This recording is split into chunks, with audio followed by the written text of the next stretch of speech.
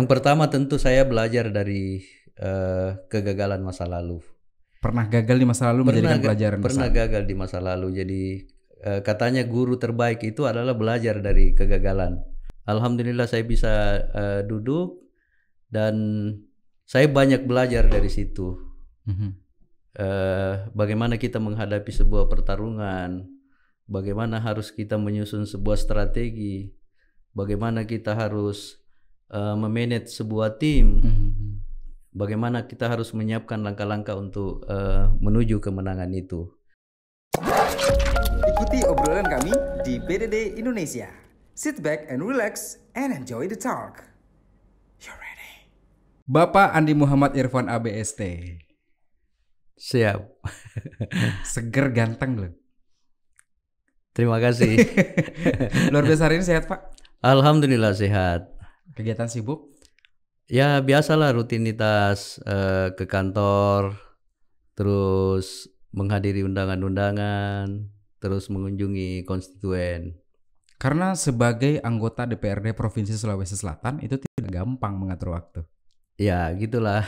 Karena ini bukan satu daerah kecil yang harus diurusin, tapi Sulawesi Selatan Ya. yang harus diurusin. Betul. Ada banyak kabupaten kota yang harus diurusin juga, yang dipikirkan matang-matang segala macam. Walaupun ini dari sekian anggota cuma 85 orang anggota DPRD Sulawesi Selatan yang harus mengurusi banyak orang gitu kan. Iya, betul. Makassar saja penduduknya ada 1.600.000-an lebih. Ya.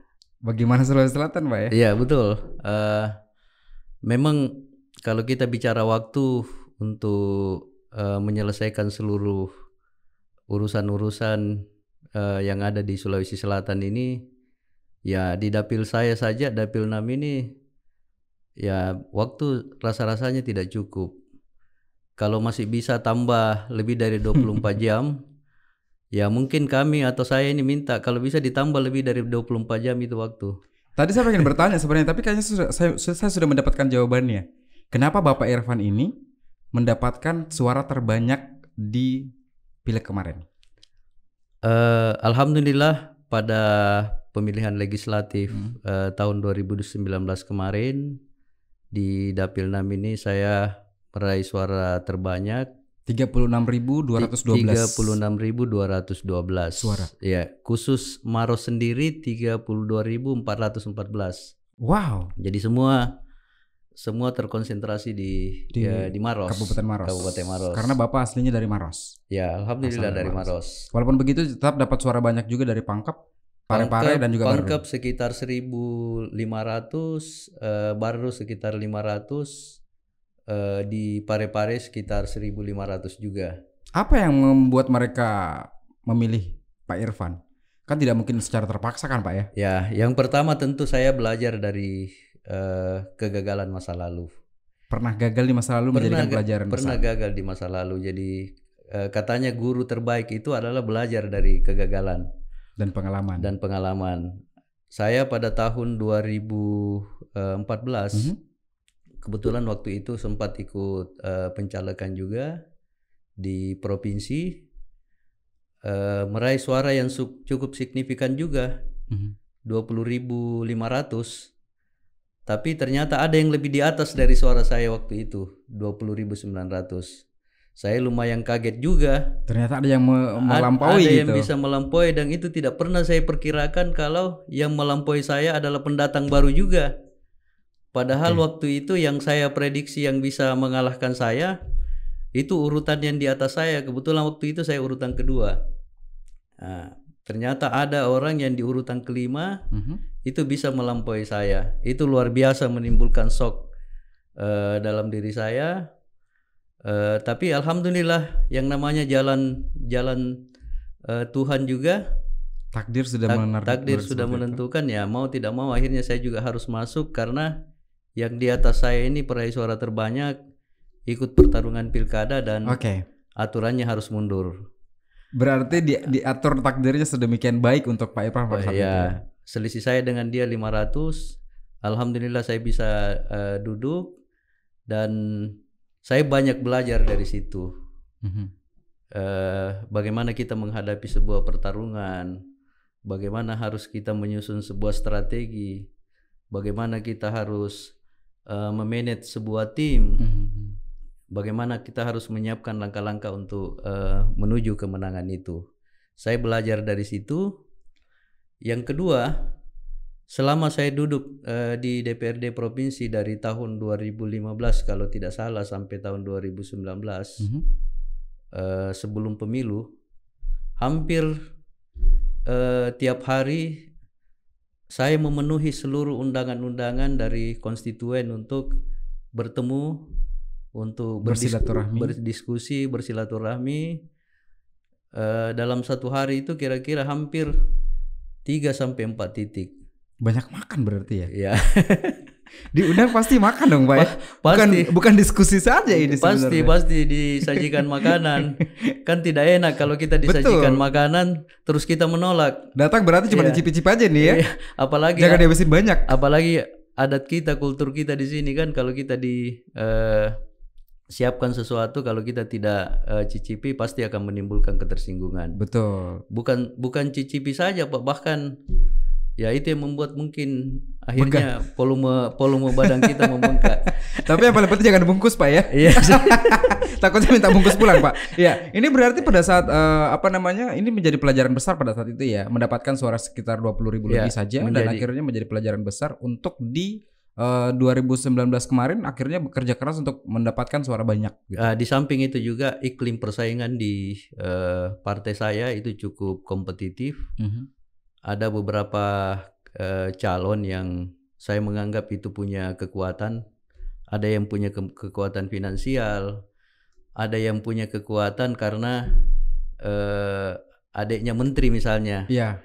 Nah, ini yang memicu saya, membakar semangat saya. Saya tidak boleh surut gitu. Saya tidak boleh surut. Saya harus bekerja keras untuk memenangkan pertarungan ini. Irfan harus bisa. Itu yang di benak Pak Irfan pada saat itu. Iya, saya mengatakan begitu. Saya dalam diri saya mengatakan kalau adik menteri saya bisa kalahkan, ya ini luar biasa, bisa menimbulkan tentu kepuasan tersendiri bagi saya. Ini bisa dikatakan berarti kuda-kudanya Pak Irfan untuk maju ke di parlemen tersebut ini sudah sangat matang gitu ya, sudah sangat kuat kuda-kudanya untuk bisa maju pada saat itu. Alhamdulillah. Dan akhirnya dipercayakan sekarang sebagai salah satu tim sukses calon ya, tanpa menyebutkan nama, calon di pertarungan pilkada juga di Kabupaten Maros. Pilkada Maros. Saya mengambil peran itu karena yang pertama, dengan kandidat ini saya punya hubungan emosional yang kuat. Kami sama-sama meniti karir dari bawah, baik di organisasi maupun kegiatan-kegiatan sosial. Salah satu contoh yang saya kasih misalnya, kalau kita ke arah Pangkep, sebelah kiri di depan kantor bupati itu ada Masjid Al-Markas di situ. Masjid Al-Markas itu lantai satunya saya yang dipercayakan waktu itu untuk memimpin pembangunan fondasi. Oke. Jadi fondasinya itu fondasi sarang laba-laba. Jadi bentuk fondasi yang ada di bawah itu besi yang disambung yang modelnya mirip dengan sarang laba-laba. Ya, jadi kalau saya salat di sana itu biasa saya sujud, biasa saya lihat itu sarang laba-laba di bawah. Pada saat maksudnya membayangkan bahwa Oke. Nah, itu saya lantai satunya. Lantai 2 yang menyelesaikan bangunan itu ketika saya sudah tidak di Maros, saya pindah ke Makassar.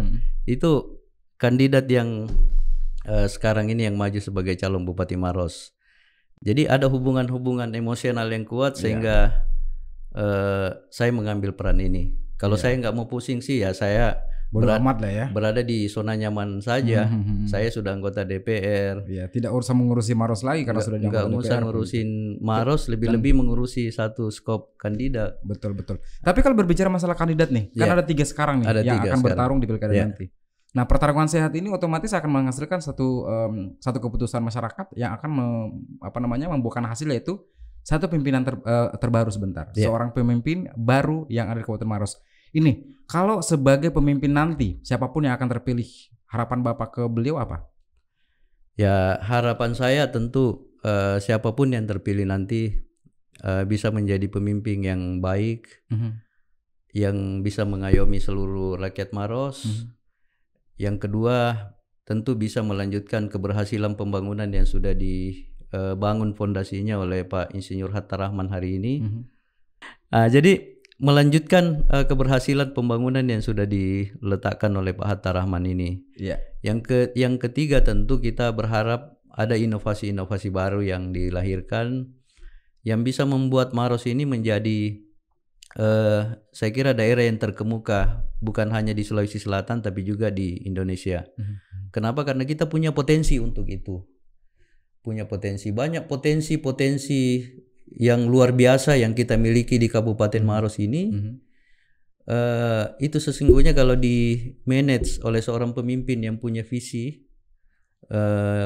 punya kemampuan inovasi yang baik juga, saya kira kita akan berkembang luar biasa. Salah satu contohnya ya yang saya perlihatkan, kita punya misalnya bentang kawasan kars Maros Pangkep yang luasnya 42 hektare, yang merupakan bentang kars terluas di dunia setelah Republik Rakyat Cina. Punya potensi, punya warisan sejarah yang luar biasa. Salah satu hasil penelitian dari peneliti yang ada di Australia maupun yang ada di Indonesia yang para arkeolog itu menyimpulkan bahwa jejak sejarah manusia prasejarah yang ada di Liangle, di gua-gua yang ada di sana menunjukkan bahwa kita punya peradaban maju sekitar paling kurang 40.000 tahun yang lalu. Itu kemajuannya menyamai kemajuan yang ada di Eropa sana. Salah satunya yang ada di Spanyol, saya lupa nama guanya, itu umurnya cuma 39.000 tahun. Di atas 40.000 tahun. Berarti kita lebih tua daripada. Lebih tua. Kalau ini dieksplor, dia bisa menjadi satu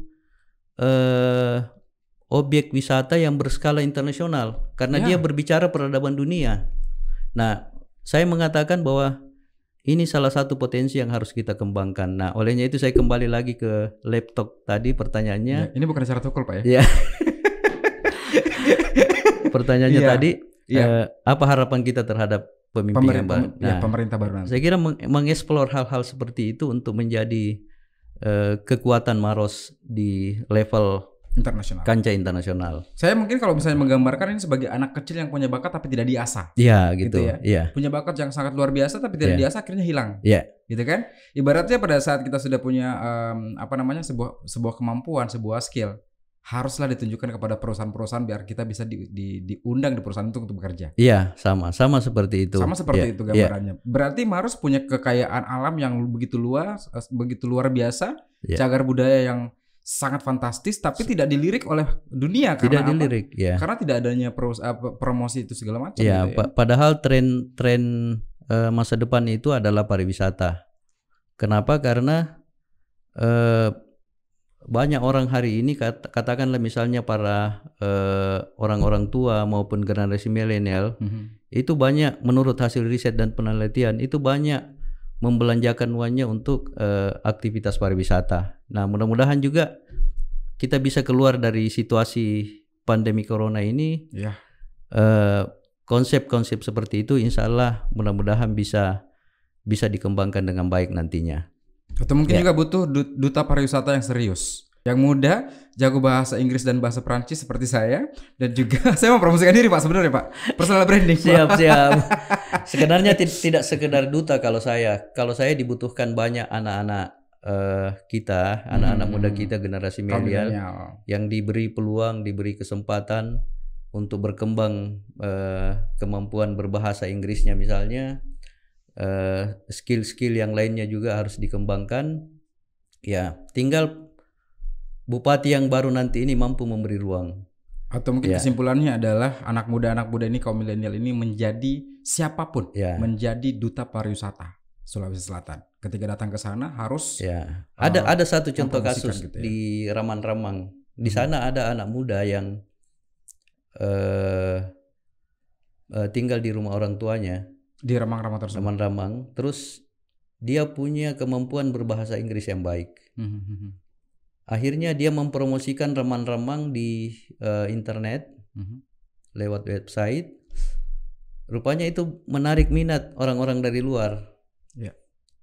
Akhirnya secara rutin ternyata orang bule ini banyak keraman-raman lewat dia. Orang bule ini pun itu dikenakan ongkos atau tarif untuk nginap di rumahnya. Jadi kayak hotel gitu ya rumahnya. Ya, kayak homestay lah, homestay. Nah, orang bule ini kan juga suka suasana yang alami. Yes. Suasana dinikmati betul itu suasana alaminya di sana, sehingga dia berhari-hari tinggal di sana, ditemani sama anak muda yang di Ramang-Ramang itu yang pintar bahasa Inggris, dibawa keliling. Nah, setelah dia pergi ternyata datang lagi yang lainnya. Jadi katanya nggak pernah putus karena, nah itu hanya kemampuan berbahasa Inggris yang dimiliki.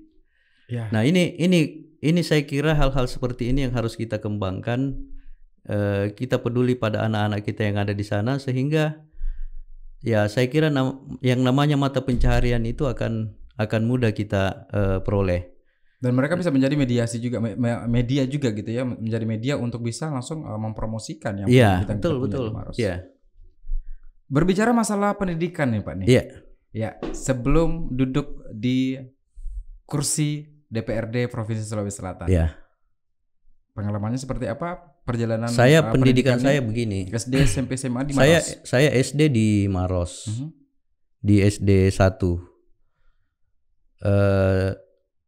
Lanjut di SD 1, setelah selesai SD 1 saya masuk ke SMP 2. Selesai SMP 2 saya berpikir bahwa kelihatannya saya harus sekolah bukan lagi di Maros. Untuk mandiri? Pada saat bukan begini pikiran saya. Kalau saya naik di SMA lagi, teman-teman saya di SMP dulu, karena pasti akan ketemu dengan orang-orang itu lagi. Oh oke. Berarti sosialisasinya tidak berkembang? Tidak berkembang. Yang kedua, yang ada dalam pikiran saya butuh tantangan baru. Nah, makanya saya bilang saya harus taklukkan Makassar. Nah, saya akhirnya sekolah di Makassar, dan tiap hari sekitar jam 6 pagi itu saya sudah berangkat dari rumah naik PT-PT ke Makassar, bolak-balik. Maros Makassar. Kadang saya balik di Maros itu sampai di rumah jam 10, jam 11 malam. Ini bisa ketebak nih, sudah sering pasti ya tidur di PT-PT nih. Ya sering tidur di PT-PT di zaman itu. Iya. Jadi di Makassar itu dari sekolah biasa saya ke tempat kursus lagi. Ya, tempat kursus. Naik kelas 3 saya masuk bimbingan, jadi rata-rata habis waktu saya di perjalanan untuk ikut sekolah, bimbingan, terus pulang ke rumah. Itu rutinitas yang saya lakukan tiap hari, dan alhamdulillah betul-betul saya dapat tantangan baru karena lingkungan pergaulan saya semakin luas. Tantangan-tantangan baru juga saya temukan, karena saya berpikir bahwa kalau kita mau meningkatkan diri, kualitas diri, saya kira yang harus kita tingkatkan juga adalah tantangan-tantangan kita. Kalau dibilang Bapak punya banyak teman, berarti bisa dikatakan bahwa Bapak adalah orang yang sangat anti kuper gitu ya, kurang pergaulan di zaman sekolah dulu. Iya. Zaman sekolah berarti sangat aktif bergaul dengan siapapun gitu ya. Alhamdulillah saya aktif bergaul. Tapi waktu itu saya belum mengenal organisasi. Belum sama sekali. Ya, itu ada, SMP SMA. Ada organisasi yang saya ikuti tapi tidak terlalu fokus ke sana. Saya ikut yang namanya Ikatan Pelajar Muhammadiyah waktu itu, IPM. Waktu saya sekolah lebih banyak waktu yang saya habiskan untuk belajar waktu itu. Untuk belajar. Nah, setelah tamat SMA saya ikut ujian masuk perguruan tinggi UMPTN. Pilihan pertama saya itu waktu itu teknik sipil, teknik nuklir UGM. Saya pilih teknik nuklir UGM. Yang kedua teknik sipil Unhas. Yang ketiga sastra Inggris Unhas. Ternyata saya tidak lolos di UGM. Kenapa? Karena persaingan sangat ketat waktu itu. Dari sekian puluh ribu orang mendaftar, cuma 20 yang diterima di UGM waktu itu. Mungkin ditakdirkan untuk tinggal di Makassar lagi. Saya lolos di teknik sipilnya pilihan kedua. Nah, mungkin karena ekspektasi saya terhadap teknik nuklir ini sangat tinggi, akhirnya saya malas masuk kuliah waktu itu. Karena saya mau belajarnya di teknik nuklir itu. Karena bisa dikatakan bahwa jurusan ini adalah jurusan pelarian gitu ya. Pilihan kedua gitu kan. Pilihan kedua. Jadi saya maunya ikut di nah, olehnya itu pada saat itu saya berpikir kalau begini, saya mau tes lagi tahun depan. Tes di UGM tersebut. Nah, kebetulan tahun depannya ada dibuka tes waktu itu namanya STT Telkom, yang waktu itu statusnya tugas belajar bagi yang lolos. Kalau tidak salah alumni STT Telkom yang sudah selesai tahun itu sekarang sudah rata-rata menjabat eselon 1 rata-rata di Telkom, sudah rata-rata sudah direktur lah semua. Oke. Manajer dan sebagainya. Waktu itu saya minta izin sama orang tua untuk ikut. Orang tua saya larang, bilang tidak usah nak, jauh-jauh, cukup tekuni saja teknik sipil itu. Dan akhirnya saya berpikir liar waktu itu. Kebetulan orang tua saya di sekeliling rumah waktu itu lagi menanam yang namanya jeruk tanpa biji, lagi buat percobaan. Bapak saya kan dulu kerja di Dinas Pertanian di Maros.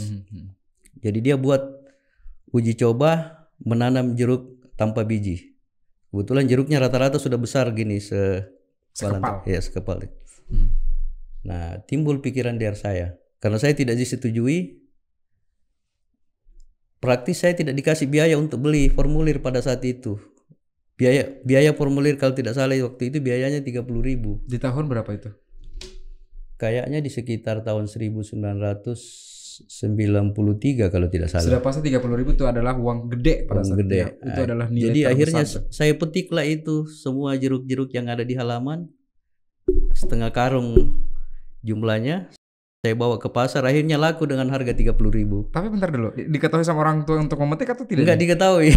Oke, ini seorang anggota DPRD Provinsi Sulawesi Selatan ini pernah mencuri barang orang tua. Baik, Pak Irfan pelakunya. Ini baru BDD saya ungkapkan di sini.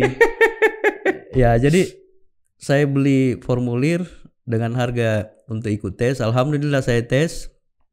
Ya ternyata waktu itu sempat lolos. Cuma yang jadi masalah ternyata surat panggilannya disembunyi sama orang tua. Karena dia tidak mau kalau saya ikut. Tidak mau karena ikut atau karena ketahuan akhirnya telah mencuri itu satu karung. Tidak ada hubungannya sama itu. Tapi dibalik semua itu akhirnya karena di Unhas juga saya jarang masuk kuliah, ikut kuliah. Saya belak-belakan saja ini ya. Iya silakan. Tempatnya belak-belakan di podcast kita. Ikut kuliah, akhirnya saya terancam DO waktu itu. Oke. Untuk selamat dari DO waktu itu saya harus ikut bimbingan khusus di himpunan. Akhirnya saya jadi kader inap namanya di himpunan. Kader inap. Semua itu akhirnya saya belajar organisasi di situ. Hikmah besarnya di situ gitu ya. Organisasi, ikut organisasi. Dikader oleh senior mengenai organisasi, bagaimana cara memanage sebuah kegiatan, bagaimana cara buat surat, bagaimana menghadapi orang, bagaimana mempersiapkan acara dan sebagainya. Itu saya akhirnya dilatih di situ dan alhamdulillah dengan proses-proses itu saya akhirnya jadi betah kembali kuliah di teknik sipil. Ya dan alhamdulillah saya sempat menjadi pimpinan organisasi juga di teknik sipil sampai di Senat Mahasiswa Fakultas Teknik Unhas. Saya bisa simpulkan Pak ya. Ya. Dari cerita Bapak barusan ini buat teman-teman di rumah nih viewers BDD, inspirasi yang paling penting dari cerita ini adalah jangan pernah membangkang dari perintah orang tua. Ya. Itu ya. Karena sudah dilarang untuk pindah ke lain hati gitu kan, tetap fokus di sini. Tapi karena sampai inspirasi yang lain juga yang saya mau sampaikan bahwa kita tidak boleh sebenarnya memaksakan kehendak kita kepada orang lain. Kemauan gitu. Kemauan kita kepada orang lain. Kan orang tua sendiri pun sudah tahu kebutuhan kita apa. Jadi gitu. Maksud saya begini, dulu memang orang tua kita itu sudah mematron kita, sudah mendoktrin kita. Pokoknya kau harus masuk di Unhas, kau harus jadi dokter, kau harus masuk di sarjana di Fakultas Teknik. Ya kau bisa jadi dosen, bisa jadi ini dan sebagainya. Ya padahal minat anak-anak kita atau orang lain itu tidak sama dengan kita. Ya untuk menekuni sesuatu kan harus sesuai minat, harus sesuai dengan feel kita, passion gitu. Passion kita. Jadi tapi akhirnya ada kondisi yang memaksa saya untuk mencintai itu.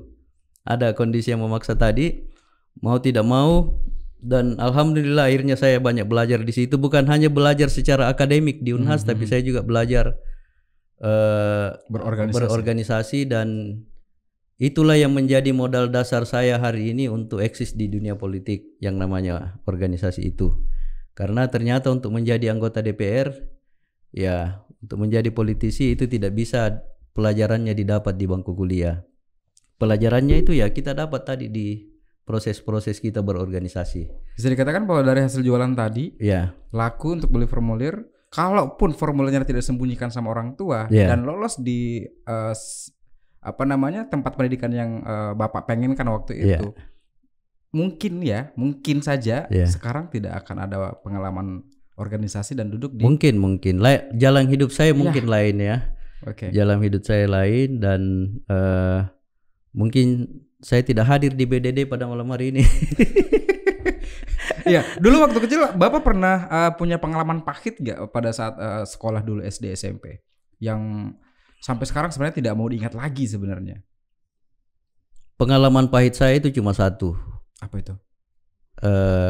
Di bangku sekolah itu karena saya menulisnya pakai tangan kiri. Nah,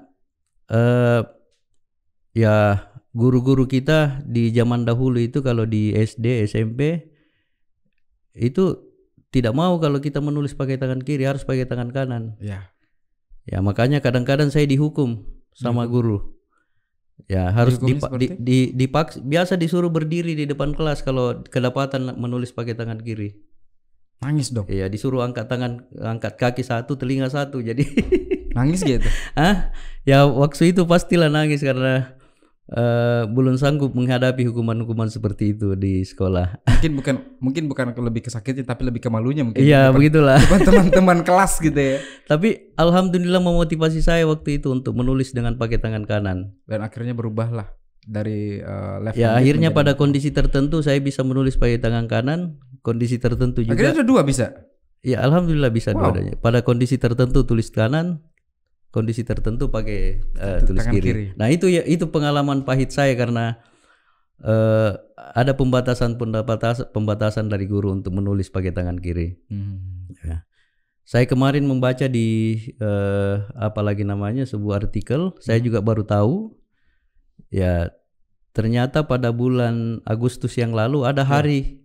Kalau tidak salah ada hari menulis pakai tangan kiri. Iya, itu sekarang sudah dijadikan satu hari seperti apa ya, memperingati mungkin seperti itu ya. Saya mungkin di satu sisi tadi ada hal positif yang bisa terjadi karena saya akhirnya bisa pada kondisi tertentu tulis kanan, kondisi tertentu tulis kiri. Tapi pada kondisi lain menurut saya harusnya ini sesuatu yang tidak bisa dipaksakan menurut saya, karena ya ternyata menulis tangan kiri itu menurut artikel yang saya baca juga banyak kelebihan-kelebihan yang dimiliki oleh orang yang menulis pakai tangan kiri. Ya, cara berpikirnya kadang-kadang lain dengan orang yang berpikir menulis pakai tangan kanan. Ya, itu pengalaman yang mengesankan yang pernah saya dapat selama hidup saya. Baik. Bapak saya pengen ajak main game boleh ya? Boleh, silakan. Games ini gampang kok. Pilih cepat namanya. Jadi Bapak tinggal menjawab dengan sangat cepat tanpa mikir panjang, tapi harus juga punya alasan yang tepat. Gitu kan? Ada dua pilihan masing-masing pertanyaan yang akan saya ajukan. Bapak tinggal memilih dari salah satunya. Ya, silakan. Bapak kalau misalnya lagi Pak Irfan kalau misalnya lagi datang ke rumah masyarakat atau diundang di sebuah hajatan, Bapak lebih pilih mana? Comot mana nih, makanan apa? Makanan berkuah atau kue-kuean? Kue-kuean. Karena bisa ditahu bahwa masih banyak lagi acara ke depannya gitu. Iya. Jadi kita cicil dulu ini. Karena kalau makan saat ini bisa gembung perutnya pulang rumah. Iya, betul. Karena kita tidak tahu makanan apa lagi yang kita mau hadapi selanjutnya. Iya, takutnya dapat coto lagi. Iya, dapat coto lagi. Pulang-pulang ke rumah kolesterol. Baik, yang berikutnya adalah makanan pedas atau tidak pedas, Pak? Pedas. Suka yang pedas? Iya. Bukan anak Makassar kalau tidak makan yang pedas. Banyak loh tamu kita yang jawabnya tidak pedas, Pak. Mungkin mereka bukan Makassar asli kali ya. Tapi bagi saya makan tanpa sambal ya saya rasa hambar rasanya. Bagaikan sayur tambah garam gitu tambah ya. Garam. Baik, berikutnya adalah film luar negeri atau dalam negeri? Tergantung filmnya. Kita berbicara masalah film bioskop, layar lebar. Layar lebar saya pilih dalam negeri. Lebih pilih dalam negeri. Dalam negeri. Tapi dalam kondisi tertentu juga kalau filmnya bagus, saya kadang-kadang luar negeri juga. Genre film yang disukai apa? Saya kadang-kadang drama. Drama. Ya. Komedi. Tapi ke bioskop pernah dong? Sering Justru. Iya. Waktu kuliah sering ke bioskop lah. Apalagi sekarang ya Pak ya. Kalau sekarang kan mungkin susah karena di masa pandemi. Masa gitu pandemi. Kan. Sebelum pandemi ya dari kantor tinggal nyebrang Pak. Iya. Bioskop nyampe Pak. Atau tinggal telepon Sigal Pak, bisa langsung nemenin iya. Bapak nonton gitu ya. Iya. Baik, berikutnya adalah lagu luar negeri atau dalam negeri Pak? Lagu dalam negeri. Lagu dalam negeri. Iya. Selanjutnya pilih mana? Jadi penyanyi atau jadi pemain film? Bapak kan potongannya kan ganteng banget nih. Keren. Gitu kan, jadi pemain film oke, jadi penyanyi juga bisa nih. Kalau dikasih pilihan. Jadi apa ya? Saya kayaknya lebih jadi ke pemain film lah. Pemain film. Iya. Kenapa? Ya karena mungkin apalagi namanya kita bisa memerankan karakter-karakter tertentu. Jadi tantangan gitu. Karena Bapak suka tantangan ya, Pak. Iya. Bapak suka tantangan gitu ya. Kita bisa memainkan karakter-karakter tertentu kalau kita bermain film. Kalau bernyanyi, ya saya kadang-kadang takut bernyanyi karena jangan sampai orang lari kalau saya nyanyi. Takutnya 36.202 itu adalah orang-orang yang menyesal memilih Bapak jadi penyanyi. Iya, gitu siap. ya. Oke, baik. Ini kita akan menantang Bapak kalau begitu. Saya pengen dengarkan dong, buktikan Bapak bisa nyanyi apa enggak nih sebenarnya. Tadi kan bilangnya Boleh. Enggak berani nyanyi nih. Itu menurut versi Bapak tidak bisa bernyanyi ataupun Bapak tidak pede bernyanyi. Tapi kita pengen dengarkan. Ya. Karena kan penilaian orang beda-beda. Boleh. Kalau nyanyi biasa lagu apa, Pak? Saya ada lagu yang biasa lagu kebangsaan ya. Iya.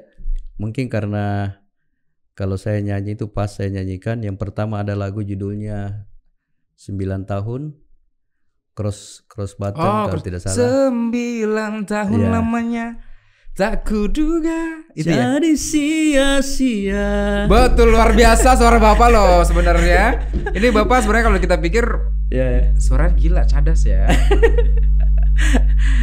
Kalau tidak ada orang saya berani bernyanyi. Iya. Coba lagunya sedikit tadi. Tadi kan saya yang nyanyi Pak. Coba Bapak. Iya. 9 tahun lamanya tak kuduga jadi sia-sia. Ku berjuang demi cinta, kini sudah tak ada artinya. Engkau telah berpaling menjauh dariku. Tak pernah kuduga semua ini terjadi. Kini kau pergi tinggalkan luka di hati. Tinggalku sendiri coba untuk mengerti apa salahku hingga kau pergi. Tepuk tangan dong, luar biasa. Punya bakat nyanyi loh sebenarnya Pak. Tahun berapa ya lagu ini ya? Cukup lama lagu ini sudah cukup lama. Bapak waktu itu masih kuliah? Ya kayaknya masih kuliah waktu itu. Ada pengalaman pahit kan ditinggalkan? Ada memorinya. Di tahun itu ya? Iya. Dan pengalaman itu dirangkum sebuah perjalanan hidup yang akan membuat Bapak sebagai orang yang luar biasa saat ini. Ya, salah satunya itu yang menjadi. Iya. Saya pertanyaan terakhir Pak. Iya, siap. Anak-anak pengen diarahkan kemana? Ke politik kah atau ke bisnis? Mungkin saya akan mengarahkan anak-anak ke ilmu pengetahuan, terutama ilmu-ilmu agama. Ya itu pula lah mungkin yang membuat saya hari ini untuk menjatuhkan pilihan saya untuk nikah beberapa waktu yang lalu dengan seorang penghafal Quran. Wow. Beberapa waktu yang lalu tahun berapa itu maksudnya? Belum cukup 1 tahun. Belum cukup setahun. Kebetulan istri saya saya nikahi dan itu seorang penghafal Quran 30 juz dan luar biasa ya. ya alhamdulillah itu yang memotivasi saya juga untuk kira-kira mendidik. Kebetulan istri saya lagi hamil sekarang. Alhamdulillah. Lagi hamil, tinggal menunggu hari karena sudah bulan ke-9 ini. Wow. Ya istilahnya sekarang saya jadi suami siaga tunggu. Diganti lagu berarti bukan 9 tahun. 9 bulan lamanya. Jadi suami siaganya. Gitu. Ngarang bebas aja maksudnya. Nanti dituntut loh sama pencipta lagunya. Bapak jangan dipancing-pancing, Pak. Saya bisa terancam nih, Pak nih. Bisa dibela kan kira-kira? Iya, baik. Otomatis nanti ke depannya anak-anak akan diarahkan ke seperti itu, Pak. Yeah. Lebih ke memperdalam atau memperbanyak pelajaran-pelajaran agama. Iya, yeah. Tetapi menurut saya tidak perlu kita buat semacam satu kontradiksi. Ilmu agama tetap bisa jadi seorang politisi, bisa jadi seorang pengusaha, pebisnis. tapi menurut saya itu tadi landasannya. Yeah. Karakter agama yang kuat. Terserah dia mau jadi apa nantinya. Saya tidak mau membuat sebuah cetakan, tapi jalan hidupnya saya kira nanti dia sendiri yang tentukan. Tetapi yang kita harus ciptakan adalah fondasi dasarnya. Ya, apakah dia mau jadi dosen, mau jadi politisi, apapun pekerjaannya, tapi agama tidak boleh ditinggalkan gitu ya. Ya, karakter dasarnya yang harus kita ciptakan mulai hari ini. Ya, gambaran saya juga seperti di masa lalu saya bahwa mau jadi apa saja kita harus kembalikan kepada orang tersebut. Yeah. Ya, kita tidak boleh mendikte, karena kalau kita mendikte saya kira jangan sampai dia menjalaninya tidak sepenuh hati, tidak sesuai fashionnya seperti yang disampaikan tadi. Ya, jadi saya begitu pikiran saya. Oke, baik Bapak, terima kasih banyak sudah hadir. Ya, saya banyak terima kasih juga sudah diundang di BDD Indonesia. Saya kira ini sesuatu yang inovasi, sesuatu yang ya walaupun sudah banyak di tempat lain saya kira, tapi ini sesuatu yang baru di Maros, di Sulawesi Selatan belum banyak seperti ini. Kita mendorong supaya generasi muda kita lebih banyak lagi inovasi-inovasi barunya. Saya juga suka Pak kalau misalnya yang datang narasumbernya ada yang seganteng Bapak. Alhamdulillah. Karena gantengnya bisa menular ke kita yang ada di studio gitu ya. Iya iya. Iya, tapi Bapak sudah punya gambaran nama untuk anaknya? Saya lagi cari-cari sampai malam ini. Asal jangan nama saya aja Pak. Iya sih. Takut masa depannya suram Pak kalau misalnya nama saya digunakan. Karena saya nama masa depannya tidak jelas Pak. Saya pribadi. Ini banyak faktor yang menentukan ini nama saya kira. Ya. Dan sebagai orang tua saya kira ini sangat penting untuk memberi nama yang tepat. Karena nama itu bisa menjadi doa, bisa menjadi spirit juga bagi yang memiliki nama itu nanti. Tapi salah satu faktor yang penting juga untuk anak-anak adalah orang tua Pak. Iya. Karakter Bapak sudah luar biasa. Suka tantangan, tidak gampang menyerah. Dan karakter ibu yang luar biasa agamanya. Iya. Jadi menurut saya anak-anak pun cetakannya tidak akan begitu gampang terpengaruh oleh apapun itu, pengaruh-pengaruh buruk. Iya. Karena buah jatuh tidak jatuh dari pohonnya. Betul. Itu yang paling penting. Terima kasih banyak sekali lagi Pak sudah hadir. Terima kasih. Bapak Irfan sudah hadir di sini berbagi cerita, pengalaman-pengalaman sampai sekarang duduk di DPRD Provinsi Sulawesi Selatan. Terima kasih banyak. Ya. Inspirasi untuk Anda di rumah. BDD Indonesia pamit mundur, sampai jumpa. Siap.